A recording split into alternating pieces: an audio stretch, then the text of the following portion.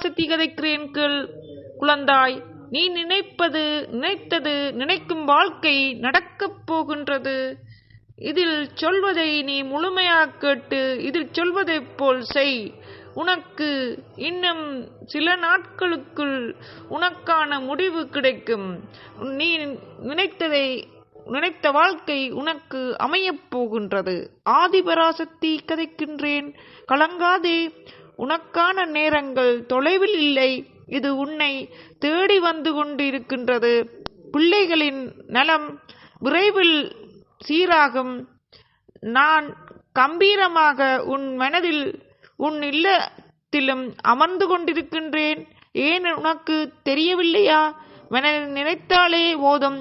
தினமும் என்னை பூஜித்தால் தான் உன்னை நான் நினைப்பேனா?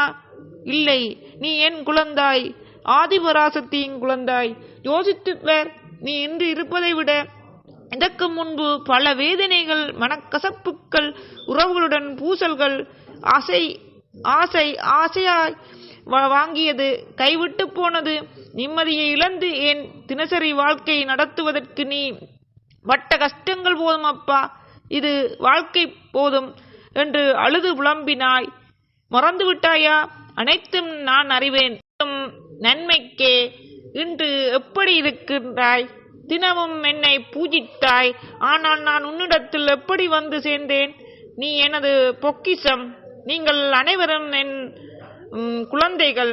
என்றும் எனது நாமமான ஆதிபராசக்தி போட்டி, ஆதிபராசக்தி போட்டி, ஆதிபராசக்தி போட்டி என சொல்லிக்கொண்டு நீ எதை நினைக்கின்றாய்? எது நடக்கணும் நினைக்கிறாய்? உனக்கு யாரை செய்யணும் நினைக்கிறாய்? உன்னை எது நடக்க வேண்டும் நினைக்கிறாயோ அதை நினைத்துக் கொண்டு என்னை வணங்கு. என்னை குங்குமம் கொண்டு அரிச்சி உனது வீடு, உனது மனம் எல்லாம் தூய்மையாக வைத்திரு குழந்தாய்.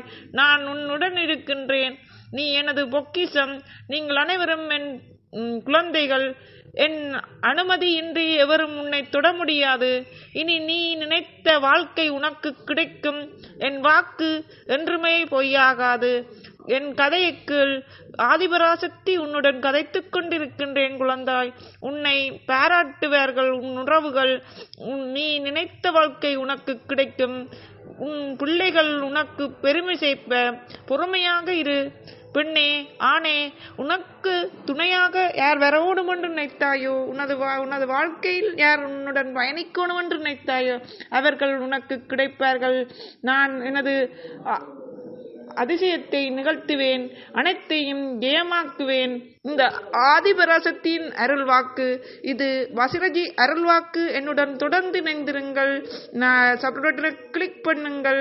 இந்த ஆதிபராசக்தியின் குழந்தைகளே, நீங்கள் கவலைப்படாதீர்கள். உங்களுடன் நான் இருக்கின்றேன். உங்களுக்கு அனைத்து பிரச்சனைகளையும் நான் தீர்த்து வைப்பேன். உனது மனதை முதலில் தூய்மைப்படுத்து. எரிச்சல் படாதே. மற்றவர்கள் இப்படி இருக்கிறார்கள், அப்படி இருக்கிறார் நினைக்காதே. நீ எப்படி இருக்கிறாய்? உனது மனதை கட்டுப்படுத்தி ஒருநிலைப்படுத்தி ஒவ்வொரு நாளும் இரவு படுக்கும் முன்னும் படுத்தில் ஒழும்ப முதலும் சப்பனி கட்டி இரு. 2 கையையும் 2 பக்கம் வைத்துக் கொண்டு முதுகெலும்பை நிமித்தி வைத்து ஓம் ஆதிபராசக்தி, ஓம் ஆதிபராசக்தி உனது மனதில் என்னை நினைத்து கும்பிடு. அதே நேரம் உனது மனதில் நீ எதை அடைய விரும்புகிறாய், எது வேணுமென நினைக்கிறாய்? உனக்கு திருமணம் நடக்கணுமா? யாருடன் திருமணம் நடக்கும் நினைக்கிறாயோ அவரின் பேரோ அவளின் பேரை நினைத்து கொண்டு இவருடன் எனது குடும்ப சம்பந்தத்துடன் என்னை சேர்த்து வையப்பா.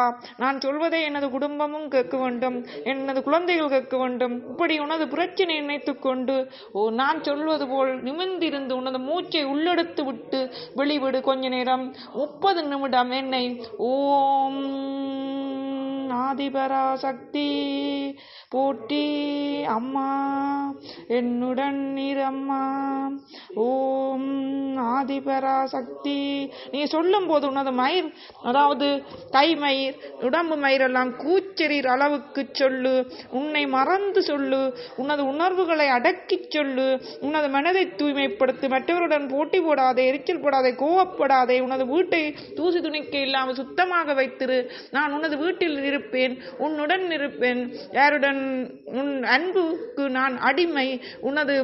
நீ என்னை அழைக்கும் போது நான் உன்னுடன் வந்து உனக்கு உதவி செய்வேன். கலங்காதே. நீ நினைத்தவரை நீ கைபிடிக்க முடியும். நினைத்தது நடக்கும். கவலைப்படாதே.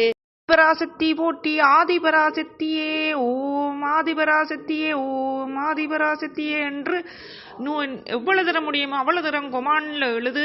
அது மட்டும் இல்லாம இந்த வீடியோவை முடிந்த அளவுக்கு நீங்கள் எவ்வளவு பேருக்கு பகிர்கிறீர்களோ அவர்களுக்கு மட்டும் இல்லாம உங்களுக்கு அதனால் ஆதிபராசக்தியின் ஆசீர்வாதங்கள் உங்களுக்கு கிடைக்கும்.